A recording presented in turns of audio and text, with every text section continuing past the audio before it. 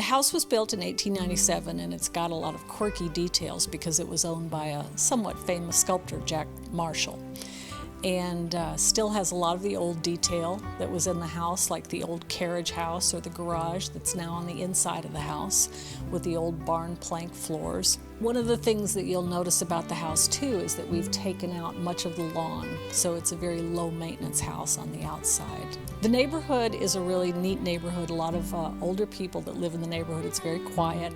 And one of the things that fascinated us the most was the fact that even though we have the convenience of a hospital across the street, we never hear sirens. And we found out that's because the ambulances and fire trucks turn off their sirens when they get within a certain distance of the hospital. I guess so hospital patients can sleep. I'm not sure.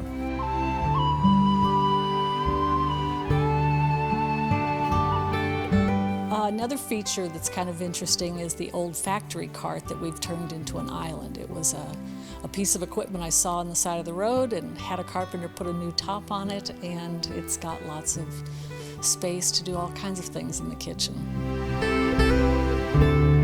The screened-in porch has shades on it so that when you're using the hot tub, you can see outside, you can see the backyard, but you can't see into the hot tub room from the outside.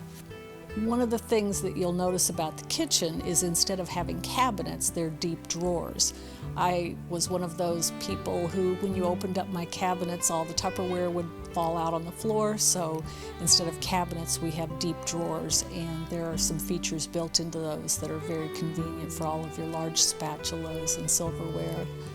The barn board in the kitchen is part of the original exterior of the house. When we bumped out the kitchen a little bit, we kept that original barn board that's on the front of the house that actually has a window on it that leads up to one of the offices upstairs.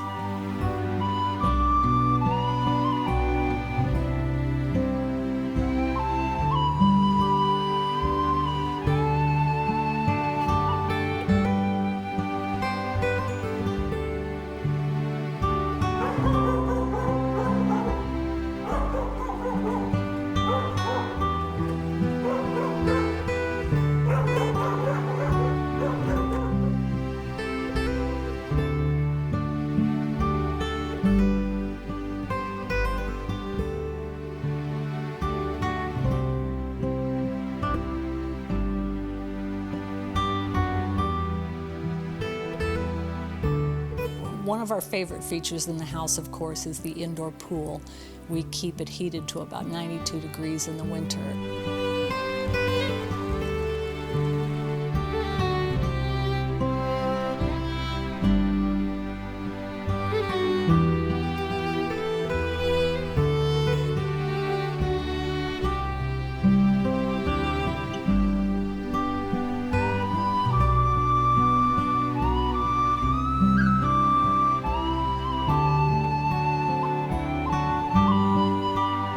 The master bedroom actually was the barn and chicken coop, and you can still see the small windows on one side of the room that were from the original chicken coop.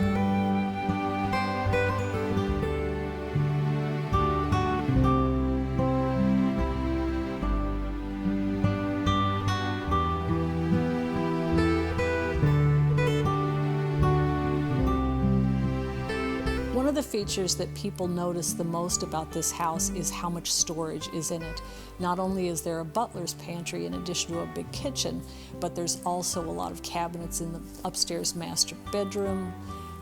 There's a full basement downstairs with a lot of clean storage, and cabinets even that go along one wall in the master bedroom that were built in. The room upstairs with the Murphy bed, that's what we call the Zen room. It's actually used for yoga. But we wanted to make sure that we had an extra guest room in the house for the holidays and times like that. So it's not a guest room year-round. It's not one of those useless bedrooms that sits empty all the time.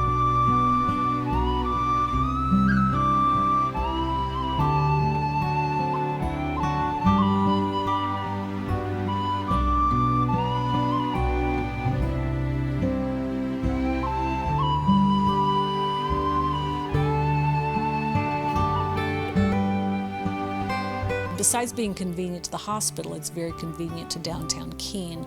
It's about a 1-mile walk into downtown to the restaurants, and there's also a bike and walking path that's really beautiful in all 4 seasons, and that is a 1-mile walk to Starbucks.